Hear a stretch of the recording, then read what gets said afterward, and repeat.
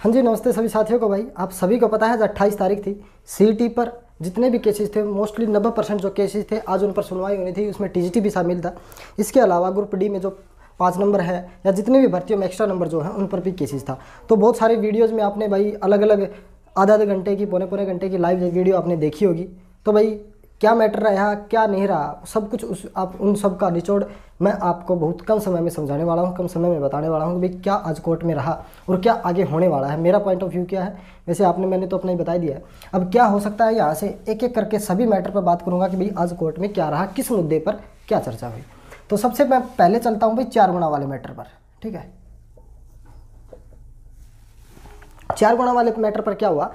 जब 4 गुणा वाला केस आया तो उसमें ये पूछा गया कि भाई आपने 6000 पोस्ट है, इसमें 6000 पोस्ट में कैसे आपने 37,000 बच्चे बुलाए, ये बताओ। ठीक है, तो इस पर जो एचएससी का जवाब था वो था कुछ नहीं भाई। ठीक है, वो कुछ भी नहीं बता पाए कि भाई हमने कैसे 6000 की बजाय 6000 की जो 6 का 24 होना था, यानी कि 4 गुणा 24 होना, तो आपने 37,000 क्यों बुलाए भाई। तो वहाँ पर कुछ भी नहीं बता पाई, बस एक बात कही गई, हम बता देंगे थोड़ी देर में। ठीक है, तो यहाँ पर भी एचएससी बिल्कुल पूरी तरीके से हार गई थी, यानी कि आप पॉलिसी के हिसाब से ही चलोगे। फिर यहाँ पर ऐसा बोला गया है भाई जज के द्वारा कि आप पॉलिसी को फॉलो करिए, नहीं तो फिर एग्ज़ाम को कैंसिल करिए। इसके अलावा फिर मैं बात करूँगा उसके अलावा भाई 20 ग्रुप पर कि भाई आपके रिजल्ट में इतनी खामियां थी।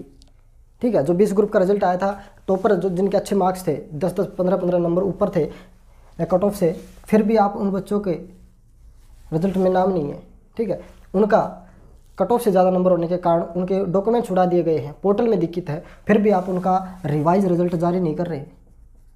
ये तो पहले फटकार लग चुकी थी भाई। ठीक है, तो उन्होंने कहा अगर ऐसा है तो रिवाइज रिजल्ट जारी कीजिएगा। ठीक है, उसके बाद मैं आपको बताता हूँ ईएसएम डीएसएम पर, ईएसएम वर्सेज डीईएसएम। ये वो जो केस था, इसमें बताया गया कि भाई इनको 5 नंबर किस तरह के दिए गए हैं। भाई डीएसएम का मतलब डिपेंडेंट। अब जब इसका फादर या फिर कोई और है वो एक्स सर्विसमैन है तो इसके घर में तो जॉब है ना। अब भाई उसकी एक्स सर्विसमैन है तो उसके घर में जॉब थी पहले कभी। ठीक है, यानी कि उसकी रिटायरमेंट की भाई कुछ तो आ रहा होगा, पेंशन वगैरह। तो इनको 5 नंबर किस आधार पे, इनको 5 नंबर किस आधार पे जब ये बताया गया तो वहाँ पर पता है क्या गया, एजी के द्वारा क्या कहा गया कि हमने इनके नंबर हटा दिए गए। फिर जो दूसरी पार्टी के वकील थे एडवोकेट अंकुर सिद्धार, उन्होंने डॉक्यूमेंट दिए, देखो भाई आपने कितनों के हटाए कितनों के नहीं हटाए। फिर वहाँ पर क्या हुई, बोलती बंद एचएससी की। ठीक है, वहाँ पर भी हार होगी। ये तो सभी हार हैं। ठीक है, और भी बहुत सारी बताऊंगा। देखो आपने बहुत सारी वीडियोस देख ली, आधे आधे पौने घंटे, एक एक घंटे की लाइव देख ली, परंतु कुछ समझ में नहीं आया होगा। इसके अलावा मैं अब आपको बात करूंगा परी का रिजल्ट। भाई परी का रिजल्ट पर क्या बोला जज ने, ये कहा कि जब आपके रिजल्ट में इतनी खामियां थी, आपको पब्लिकली जो रिजल्ट है वो डालना था, परंतु आप नहीं डाल पाए। ठीक है, तो उन्होंने क्या कहा, एचएससी की तरफ से एजी ने कहा कि हमने डाला था। तो उन्होंने कहा कि भाई आपने डिटेल रिजल्ट जरूर डाला था, परंतु आपने भाई 5 नंबर किसी का हटा दिए या फिर नहीं हटाए, जिसको हटाना था हटा लिए, नहीं हटाए। तो वो रिजल्ट कहाँ है, किस किस के हटाए किस किस के नहीं हटाए, ये तो हमें नहीं पता। ठीक है, तो वहाँ पर कहा गया कि आप अगर ऐसा है तो रिवाइज रिजल्ट जारी करेंगे, सीटी का पूरा और जितने के जितने पेपर हैं।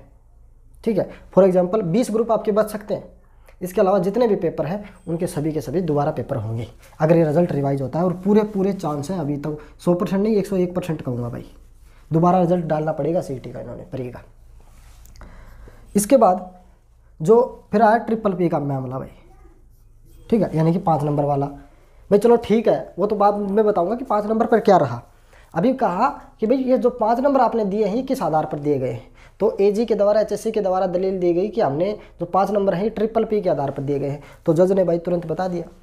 इसके बाद अंकुर सिद्धार गए, अंकुर सिद्धार ने देखा भाई ये देखो आप ये ट्रिपल पी कितनी गलतियाँ हैं और इसको आधार आप कैसे मान सकते हो। तो फिर जज ने देखा कि भाई हाँ वाकई में बहुत सारी गलतियाँ हैं, फिर भी आप इस ट्रिपल पी को आधार मान रहे हैं तो वो गलत है। तो उन्होंने कहा कि जज ने कि इस अकेली ट्रिपल पी को आप आधार नहीं मान सकते, जिसमें आप ये कह सकते हो। इसमें पता है क्या कहा, इसमें कहा कि भाई 10,000 बच्चों ने गलत नंबर ले रखे हैं।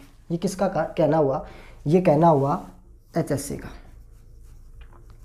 ठीक है। तो बोले कि 10,000 बच्चों ने गलत नंबर ले रखे, हमने इनके हटा दिए हैं, परंतु उनके बच्चों के नंबर नहीं हटे। और जिन्होंने उनके तो छोड़ो, ठीक है, क्या पता उनमें से कितने सही हैं, पर जिन्होंने हटवाए थे वही नहीं हटे। तो और फिर क्या हुआ, लिस्ट दी केवल 8 की, 8 बच्चों की, कि भाई देखो हमने इन 8 बच्चों के इन्होंने पहले नहीं, इन्होंने हटवाए थे, हमने हटा दिए।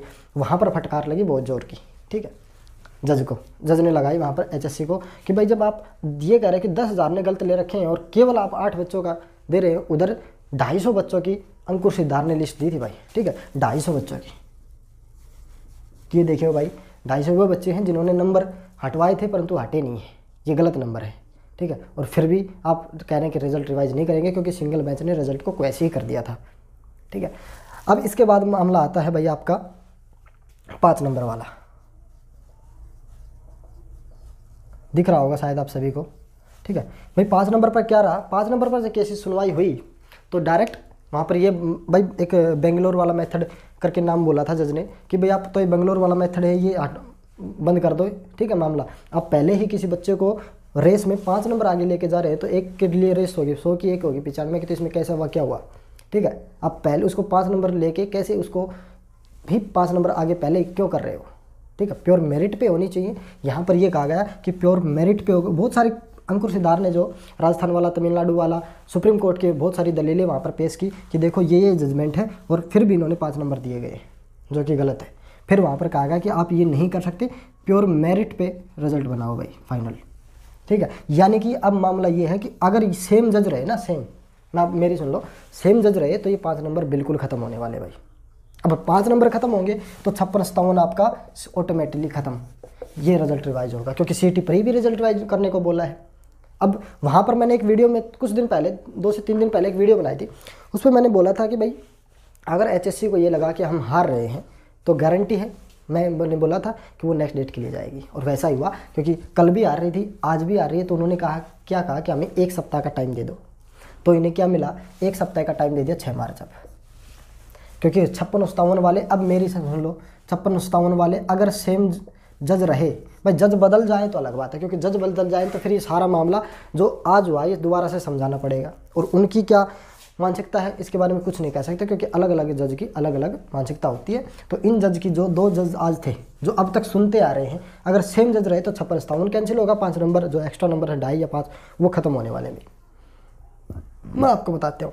इसके अलावा एक और था भाई, AG को एक फटकार और लगी थी। हालांकि देखो बहुत बड़े आदमी हैं, ठीक है, एडवोकेट जनरल कोई छोटी पोस्ट नहीं होती, परंतु वो फटकार समझ लो या कुछ भी लगा लो उसको, बट थोड़ा सा ऐसे बोल देते हैं ना कि भाई थोड़ा सा आंखें दिखा के, कि जब वो बहस करने लगे AG वहाँ पे कि 5 नंबर को लेकर, सॉरी इसको PPP के चीज़ को लेकर कि भाई देखो ये, तो वहाँ पर जब बहस करने लगे AG तो वहाँ पर तुरंत उसको मतलब डरा के धमका के, थोड़ा सा मैं वैसे बता रहा हूँ, तो ये कहा गया जज के द्वारा जब आपके पास कोई फैक्ट नहीं है, ठीक है, जब आपके पास वैलिड डॉक्यूमेंट नहीं है, फिर आप किस लिए बहस कर रहे हो।